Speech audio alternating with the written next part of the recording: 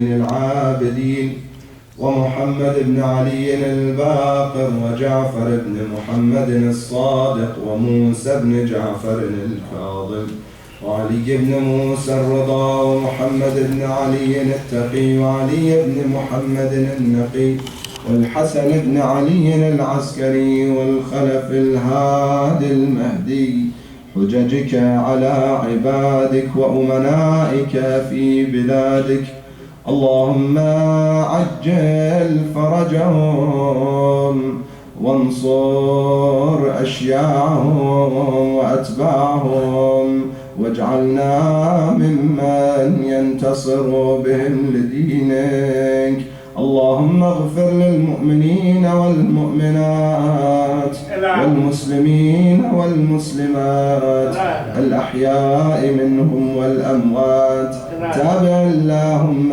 بيننا وبينهم بالخيرات إنك مجيب الدعوات إنك على كل شيء قدير عباد الله اتقوا الله وتزودوا فإن خير الزاد التقوى واتقوا الله لعلكم تفلحون صلوا على محمد وآل محمد اللهم صل على محمد وآل محمد. Dear mu'mineen and mu'minat, brothers and sisters, once again, assalamu alaikum wa rahmatullahi wa barakatuh. Once again, congratulations on the birthday anniversary of the First Lady of Jannah, the First Lady of the world, Fatimah al-Zahra, salamullah alayha.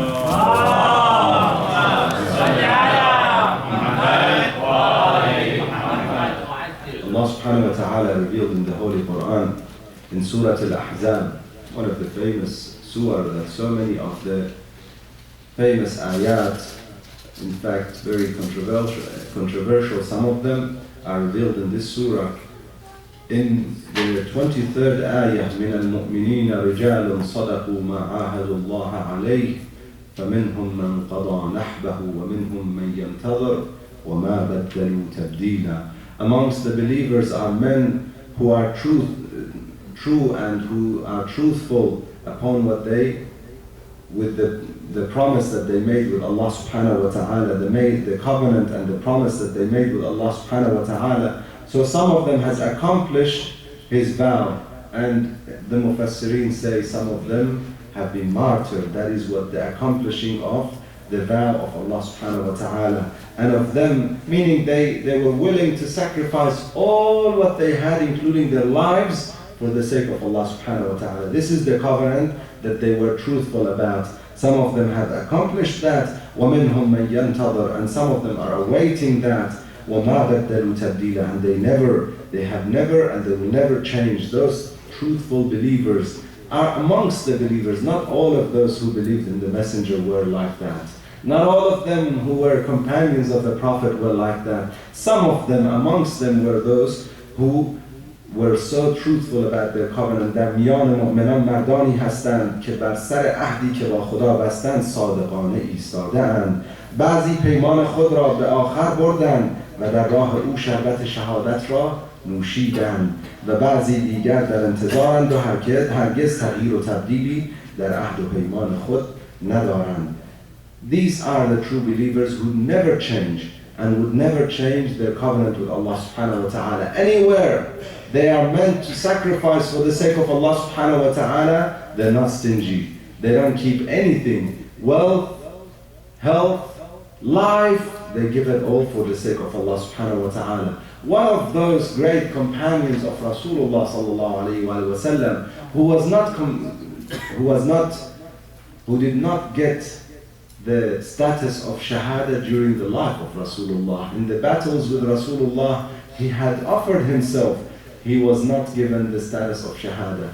In the battle of Amir al-Mu'mineen, Ali ibn Abi Talib alayhi salam, he was one of the leaders of Kinda, and again he did not get the sweet drink of Shahada, martyrdom for the sake of Allah subhanahu wa ta'ala. He was always asking for it, yet he did not get it, and he was waiting and waiting. And his turn came. Everyone's turn comes. His turn came through the hands of the filthiest, the most cursed from the most cursed family, the one that is cursed in the Holy Quran, the son of Abu Sufyan, Muawiyah, la'natullah alayhi.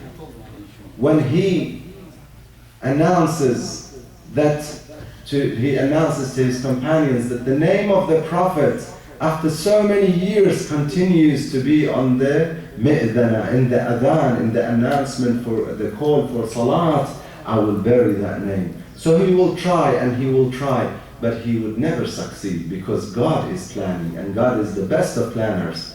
He tried through killing anyone who had any connection with Rasulullah. He made sure he ordered for the poisoning of the grandson of Rasulullah, Imam Hassan alayhi salam. Then he made sure that any companion who is not cursing the most beloved man to Allah subhanahu wa ta'ala. I mentioned that in the first khutbah. The Prophet says to his wife Aisha, he says to her that the most beloved man in the eyes of Allah subhanahu wa ta'ala is none but Ali ibn Abi Talib alayhi afdalus salawat wa tahiyyat. And this man, he orders for Imam Ali alayhi salam, and all historians, Sunni and Shia, have accepted and agreed that this was something that Muawiyah committed. So I don't know how they keep him innocent of being against the orders of Allah and His Messenger. How is he innocent of cursing the Khalifa of the Muslimin? Cursing the most beloved man to Rasulullah on the minbar, and not only that, but anyone who denies cursing would be killed. Anyone who speaks of the virtues of Amir al-Mu'mineen would be killed. One of them is this man, this great companion who fought with the Prophet, fought with Amir al-Mu'mineen, fought for the sake of Islam so many battles, and eventually he was waiting until this cursed Muawiyah comes and orders all people to curse, and he would stop them. He would stand against that. He would say to them, this I would not curse a man who I heard with my own ears the Prophet praising him, saying no one loves him but a mu'min, and no one hates him but a munafiq, but a hypocrite. I would never do that. They brought him, they chained him, they sent him to Damascus. He was in Kufa, they sent him to Damascus. They sent him then to the place called Adra, the place where he is buried now, Hejr ibn Uday, salamullah alayhi, this great companion. They sent him to that prison at that time, and he was there until they came to him and said to him, now you denounce your love for Ali and you're safe. He said, I would never do that, even if you bring the sword and kill me. So they dug his grave right in front of him. They brought his shrouds right in front of him, and they brought the sword. As they came to strike him, he got a little, as all of us, any human being would get a little worried. So he got a little worried. They said to him, now you have the chance. You fear death, obviously. He said, anyone who sees his grave, who sees his shroud, and who sees the sword about to strike him would have this feeling. It's not unusual to have this feeling. Nonetheless, I would rather be killed so many times, and I would never denounce my love for Ali ibn Abi Talib alayhi salam. And I ask for you to make sure you do not take the chains off, and you do not wipe the blood off. You bury me exactly like you struck me, and you put me in my grave like you struck me. This man was martyred. But the enemies and the descendants of the cursed family have returned. Once again, they came back, and it is painful for us to watch some so-called Muslims who have nothing to do with Islam, and no Muslim, in fact, not Sunni, not Shia will accept them. Not Sunni, not Shia will accept their actions. All Muslims are free and would like to be away and clear from such actions and such people who did graves. Ghurab, the crow, came to teach Qabil after he committed the first crime. Then Allah subhanahu wa ta'ala said, after that we wrote upon Bani Israel that whoever kills one person is like killing the entire, one innocent soul is like killing the entire humanity. Then the Ghurab comes and teaches Qabil how to dig and how to bury his brother Habil. And we continued that tradition. For some people to be even beneath that, worse than the first crime committed, to come and dig that body again, murder him again, is that their intention? What is his crime? What did he do? What was the thing that they had against him? What crime did they have against him? The love of Ali, the love of the man that God loves the most and the Prophet of Allah loves the most? Is that what it is? To them we say, brothers and sisters, this is an announcement that I would like every one of us to announce to the entire world, to anyone who you meet and see, to all Muslims, that all Muslims have seen you for what you truly are. Allah subhanahu wa ta'ala plans, you plan, but Allah subhanahu wa ta'ala plans. They plan to try and hide the grave of this great man and this great personality through this action. But through that plan, Allah subhanahu wa ta'ala exposes them to the entire humanity, to all the Muslims for what they truly are. Today, in the past, they blew up some graves and they made some graves straight. They destroyed all the shrines in the past.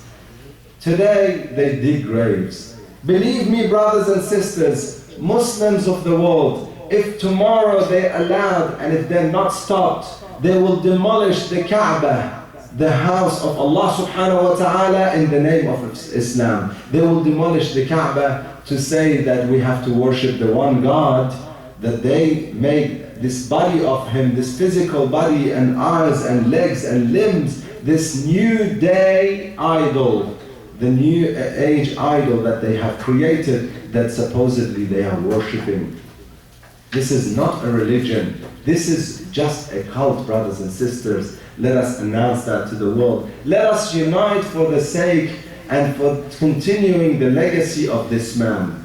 The man who told his followers and his tribe, Kinda, he said to them, drop your sword, withdraw your swords, and do not fight for my sake. Let me be martyr for the sake of Islam and the unity of the Muslims. Let us be like this man. Let us unite all Muslims, Sunni and Shia, against such cult, against such people who have no religion but dinar, but money. Dinar, their deen is their dinar. Their religion is their money, is the money that comes to them. Today, someone pays him, go and dig a grave or blow up a shrine or a mosque, they would do it. Tomorrow someone pays them to blow up the Kaaba, they would do it.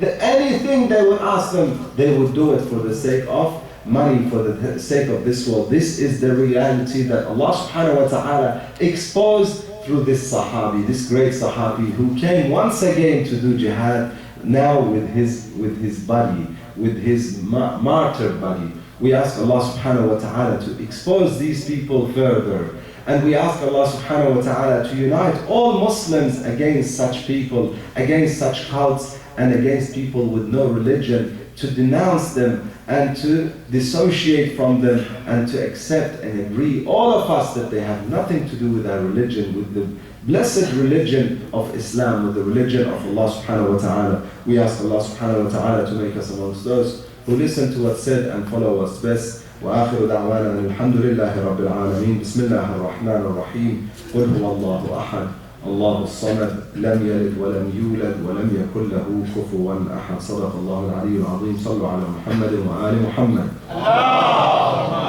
صل على محمد وآل محمد.